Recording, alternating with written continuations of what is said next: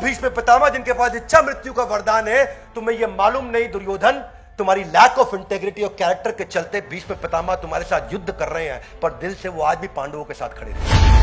दुर्योधन की मानसिकता देखो, उनको पांडवों की टीम में कोई नहीं दिखा। उनको यह भी नहीं दिखा कि त्रिलोकीनाथ सर्वलोक महेश्वरम स्वयं श्री कृष्ण वहां बैठे हैं। जब तक आपको सामने वाले की डेप्थ, उसकी सप्लाई चेन की, उसके सप्लाईज की और उसके सप्लायर की नहीं पता चलेगी, तो आपको समझ नहीं आएगा कि वो लड़ेगा कितना लंबा। Ignoring to listen when it is most needed to listen. आप इतने अच्छे नहीं हो जितना अपने आप को अच्छा समझते हो, और सामने वाला इतना कमजोर नहीं है जितना आप उसको कमजोर समझते हो।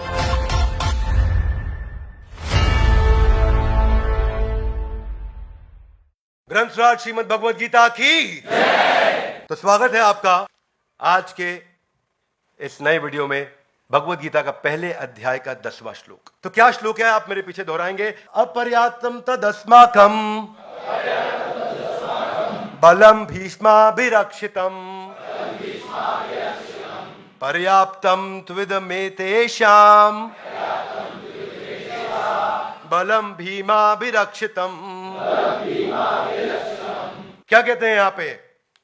दुर्योधन कह रहे हैं अपर्याप्तम, मेरी जो सेना की ताकत है वो क्या है? अनलिमिटेड। पर्याप्तम मतलब लिमिटेड, अपर्याप्तम मतलब अनलिमिटेड बलम। और क्यों मैं अपर्याप्तम अनलिमिटेड स्ट्रेंथ के साथ आया हूं? दुर्योधन हूं मैं। मालूम है ना किसको बोल रहे हैं? द्रोणाचार्य को। द्रोणाचार्य भी सोचते होंगे पता नहीं कैसा शिष्य पाल लिया मैंने, कहां से आ गया ऐसा शिष्य। और बता रहे अपर्याप्तम। अब युद्ध हो रहा है सामने, दुर्योधन तैयारी का टीम को इंस्ट्रक्शन देना, इंस्पायर करना, तो लगा हुआ अपनी तारीफ करने में। और क्या कह रहे? कह रहे क्योंकि भीष्माभिरक्षितम, मेरे पास भीष्म पितामह है। यह बात ठीक है, क्योंकि भीष्म पितामह बहुत शक्तिशाली है। भीष्म पितामह के पास उनको सारे के सारे मिलिट्री आर्ट्स में, इकोनॉमिक आर्ट्स में, वॉरफेयर में, पॉलिटिकल साइंस में, सब में एक्सपर्ट थे। वो खुद ही एक देवता, 33 करोड़ देवताओं में से एक है वो भीष्म पितामह। और बता रहे हैं भीष्म पितामह में क्योंकि उनके पास इच्छा मृत्यु का वरदान है। आप सबको जानकारी होनी चाहिए। और फिर सामने क्या कह रहे हैं? पर्याप्तम इदम एतेषां बलम भीमाभिरक्षितम। हमारा तो अपर्याप्तम, उनका पर्याप्तम, मतलब उनकी ताकत लिमिटेड। हाथ आगे लाए क्यों? कह रहे हैं उनके पास ले दे के खाली भीम है। दुर्योधन क्या बोल रहे हैं? उनके पास ले दे के खाली भीम है। हमारी टीम तो इतनी बड़ी, पीछे हम पिछले वीडियो में चर्चा कर चुके हैं, और इनकी टीम में देखो कोई है ही नहीं, भीम है खाली। ले दे के इन्होंने केवल भीम का नाम लिया। Let's read the translation. हमारी शक्ति अपरिमेय है और हम सबके पास पितामह द्वारा भली भांति हम संरक्षित हैं, जबकि पांडवों की शक्ति देख लो, वो तो केवल भीम है। उनको पता है भीम क्यों याद है? भीम भी ना बोलते वो श्लोक में दुर्योधन। भीम भी उनको इसलिए याद आया क्योंकि बचपन में उन्होंने भीम से खूब कुटाई खाई थी। इस चक्कर में केवल भीम याद आया उनको। अर्जुन याद नहीं आया, युधिष्ठिर याद, कोई याद नहीं। अर्जुन, अर्जुन है भाई, तुम्हें अर्जुन याद नहीं आ रहा है। वो इसलिए है क्योंकि ना जो एक्सट्रीम इमोशन होता है वो कभी भूला नहीं जाता है।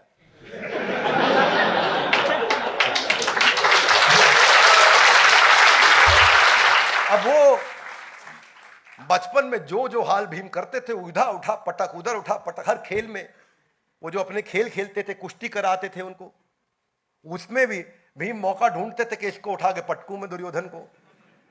उस चक्कर में उसको कोई याद नहीं रहा। आप सबको याद है अमेरिका में ट्विन टावर में जो अटैक किया, कौन से साल में किया? 9/11। मुंबई में कब किया? 26/11। क्यों? एक्सट्रीम इमोशन है, याद रहता है। इंडिया श्रीलंका से वर्ल्ड कप क्रिकेट दूसरी बार जो फाइनल में वर्ल्ड कप जीता, कौन से साल में जीता? पहली बार कब जीता? 83। हाथ आगे लाइए। एक्सट्रीम इमोशन, एक्सट्रीम इमोशन याद रहता है। अब ये भाई साहब परसों रात को क्या खाना खाया इनको याद नहीं, किसी को याद नहीं। लेकिन आज से 10 साल पुराना, 20 साल पुराना इंसिडेंट आपको याद है। 26/11, 9/11। क्या मेरी बात समझ आ रही है? परसों आपने क्या कपड़ा पहना आपको याद नहीं, लेकिन 12 साल 20 साल पुराना इंसिडेंट किसी ने आपकी बेइज्जती करी होगी तो हर एक को याद होगा। Yes no? वही भगवद गीता में आ गया। आज वही दुर्योधन का हाल दिख रहा है। मैं भी सोच रहा था कि दुर्योधन की मानसिकता देखो, उनको पांडवों की टीम में कोई नहीं दिखा, उनको यह भी नहीं दिखा कि त्रिलोकीनाथ सर्वलोक महेश्वरम स्वयं श्री कृष्ण वहां बैठे हैं, उनको वो भी नहीं दिख रहा है। उसको खाली भीष्म पितामह अपनी साइड से दिख रहे हैं, हल्के में ले रहे हो। That's the problem with Duryodhana मानसिकता। ये जो है ना, इसको बोलते हैं playing my favourite trap, centre stage trap बोलते हैं, सेंटर स्टेज ट्रैप। ये पता है क्या ऐसे होता है सेंटर स्टेज ट्रैप? ये ऐसे होता है कि जैसे सरपंच है, सरपंच गांव में होता नहीं होता, सरपंच को 4 लोग माला ज्यादा पहना देते हैं तो उसके मन में ऐसा आ जाए कि अब तो मैं प्रधानमंत्री को हराऊंगा इलेक्शन में। तो दुर्योधन का ऐसा ही हाल था, है कि नहीं? और उनको लगा प्रधानमंत्री कोई है नहीं, खाली भीम है वहां। इसको बस भीष्म पितामह की तरफ देख के इशारे में बोल भी दिया, भीम को निपटा दो, बाकी सबको मैं देख लूंगा। आज भी उसको भीम का डर है, उसको पता है इसको नहीं छेड़ पाऊंगा मैं। इसीलिए कोई आदमी घबराहट में एक ही का नाम लिया ना, टेंशन में नाम एक ही का निकला, किसी और का निकल नहीं रहा नाम। This is called Waterloo trap and this is how we miss out. ये क्या इमोशन पे चल रहा है, वो मिस्ड आउट, इतना ऑक्यूपाइड है वो अपने ग्लोरिफिकेशन में कि कंपटीशन को एसेस नहीं कर पा रहा। उसको ये समझ नहीं आया कि जो भीष्म पितामह जिनके पास इच्छा मृत्यु का वरदान है, तुम्हें ये मालूम नहीं दुर्योधन, तुम्हारी लैक ऑफ इंटेग्रिटी और कैरेक्टर के चलते भीष्म पितामह तुम्हारे साथ युद्ध कर रहे हैं, पर दिल से वो आज भी पांडवों के साथ खड़े थे। वो चाहते ही नहीं थे कभी पांडव हारे, वो चाहते थे पांडव जीते। अंदर से भीष्म पितामह हमेशा चाहते थे पांडव जीते हैं, कृष्ण को प्रणाम करते थे वो। तो ये कंपटीशन एनालिसिस करना ना कर पाना कि कंपटीशन इतने दिन में, उसको क्या लगा दुर्योधन को, हम लोग राज्य में, हम लोग सत्ता में, हम लोग पावर है, हम एस्टैब्लिशमेंट है, ये एंटी एस्टैब्लिशमेंट है, ये इनके पास पावर है नहीं, ये बहुत दिनों से वनवास के बाद आ रहे हैं लौट करके, अज्ञातवास के बाद आ रहे हैं लौट के, इनके पास क्या है? ना सेना थी, ना ताकत था, ना धन था, ना ऐश्वर्य था, ना कुछ था। ये 5 पांडव जंगल से घूमते फिरते आके थोड़ी बहुत टीम बना के खड़े हो गए, केवल भीम है। दुर्योधन ये समझ नहीं पाया कि इतने दिन में ये कितने स्ट्रैटेजिक अलायंस करके आए हैं। वो समझ नहीं पाया कि इतने दिन में ये कितने राज्यों के साथ पार्टनरशिप करके आए हैं। वो समझ नहीं पाया इतने दिन में कितनी इंटरनेशनल अलायंसेस को साथ में लेकर के आए हैं पांडव। वो समझ नहीं पाया कि स्वयं श्री कृष्ण ने वहां पे जो उसने खुद बहुत बड़ी गलती करी, जब कृष्ण अपने शयन कक्ष में आराम कर रहे थे और यह डिसीजन होना था कि कृष्ण किसकी तरफ होंगे, तो दुर्योधन पहले वहां पहुंचे, थोड़ी देर उनके चरणों के पास बैठे रहे और सोचे मैं राजा तो मैं हूं, क्यों चरणों पे बैठूंगा, सर के पास चले गए। इतने में अर्जुन बाद में आए और दोनों वेट करे कि भगवान की नींद खुले तो उनसे बात करे। भगवान की नींद खुली तो भगवान ने पहले अर्जुन को देखा, सामने मेरे चरणों में बैठा है। दुर्योधन ने कहा पहले मैं आया हूं, बात पहले मैं करूंगा। बोले आप पहले आए हो, लेकिन अहंकार के चलते आप आके मेरे सर के पीछे बैठ गए, वो मेरे चरणों में बैठा है, तो पहले बात करने का अवसर अर्जुन को दिया जाएगा। अर्जुन बताओ तुम्हें क्या चाहिए? तुम्हें मेरी नारायणी सेना चाहिए या मेरा मॉरल सपोर्ट चाहिए? दुर्योधन टेंशन में, वो बहुत टेंशन में, ये नारायणी सेना ले गया तो मेरा गेम ओवर ना हो जाए। ले दे के पांडवों के पास तो कृष्ण की सेना आनी थी और कुछ था नहीं। उसका कंपटीशन एनालिसिस इतना कमजोर। क्या होता है, स्टार्टअप आता है, सोचता है बाजार में मैं भी यूनिकॉर्न हो जाऊंगा, अभी रातों रात यूनिकॉर्न हो जाए। क्या बात कर रहे हैं, ऐसे फंडिंग आ रही है, बाहर ही तो खड़ा चेक लेकर के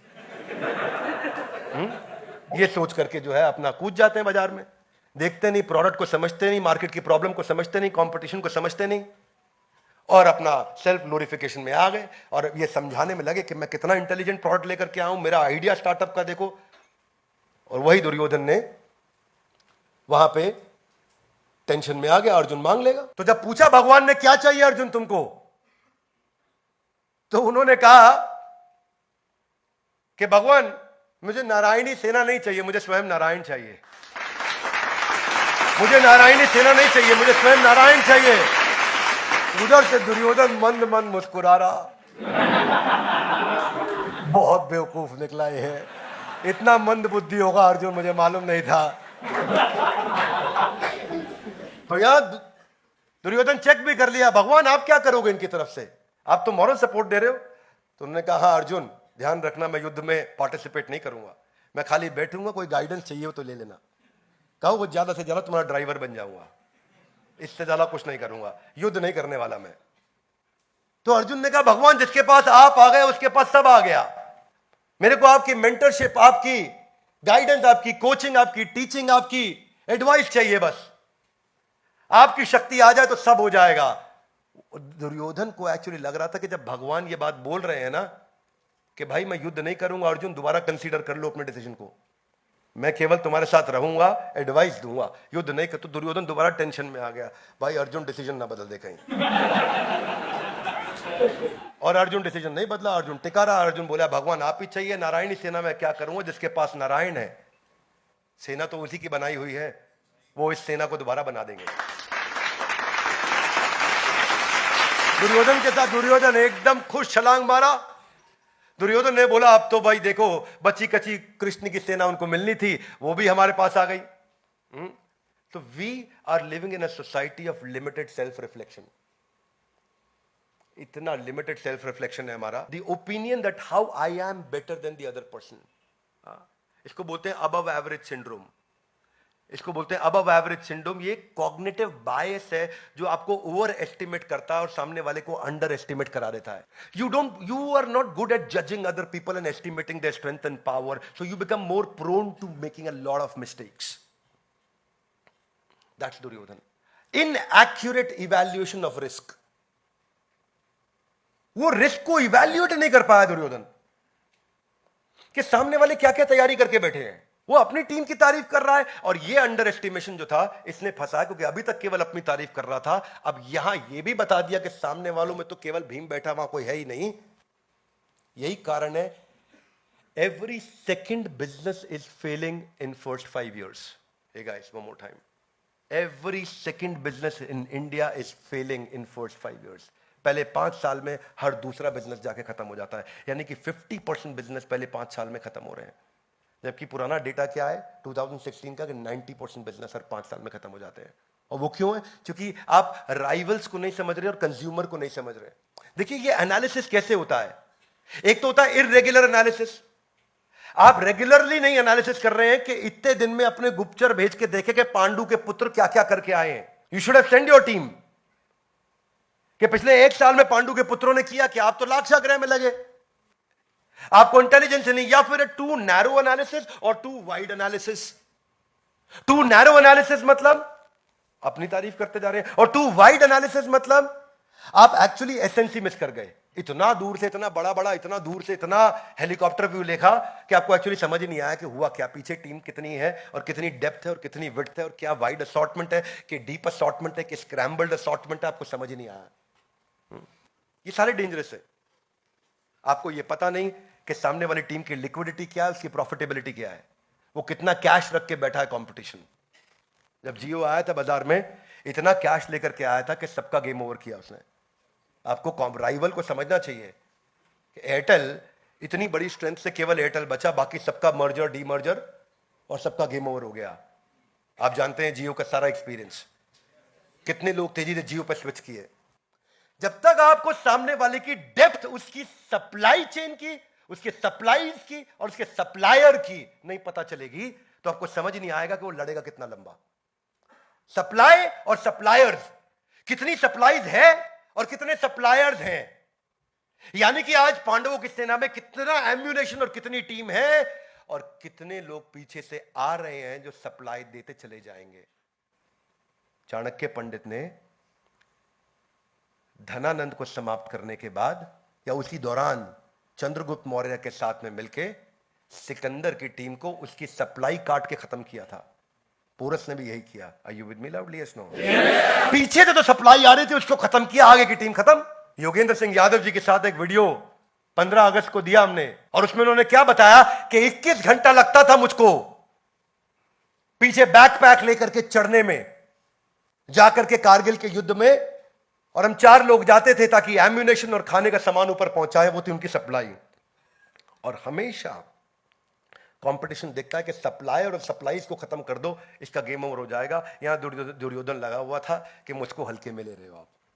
दुर्योधन बिल्कुल भटका हुआ था, वो समझ नहीं पा रहा था। ब्लॉकबस्टर ये वो कंपनी थी 1985 से 2010 में जाके बैंकरप्ट हुई।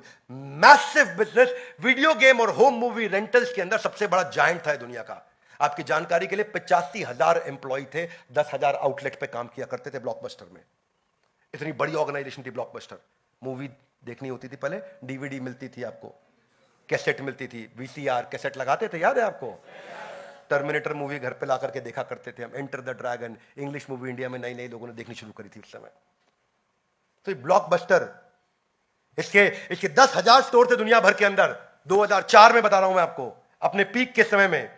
पर जो ट्रांजिशन डिजिटल मॉडल की तरफ चल रहा था वो नेटफ्लिक्स लेके आ रहा था।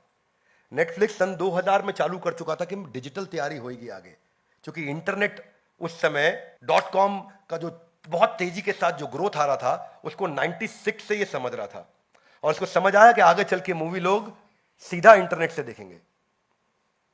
सन 2000 में इसके पास ऑफर आई थी नेटफ्लिक्स को खरीदने की केवल $50 मिलियन में।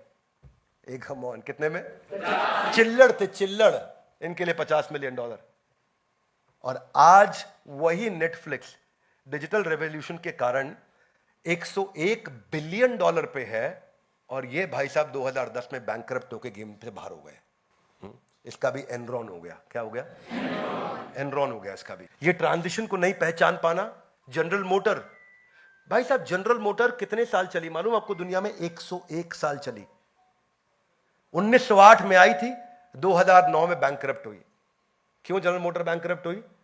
क्योंकि वो नई टेक्नोलॉजी में पैसा ही नहीं लगाया उसने कभी। अमेरिकन कंपनी, जायंट, इतना बड़ा जायंट, 100 साल से ज्यादा काम किया उसने, पर ब्लेटेंटली कंपटीशन को इग्नोर किया और नई टेक्नोलॉजी में इन्वेस्ट नहीं किया।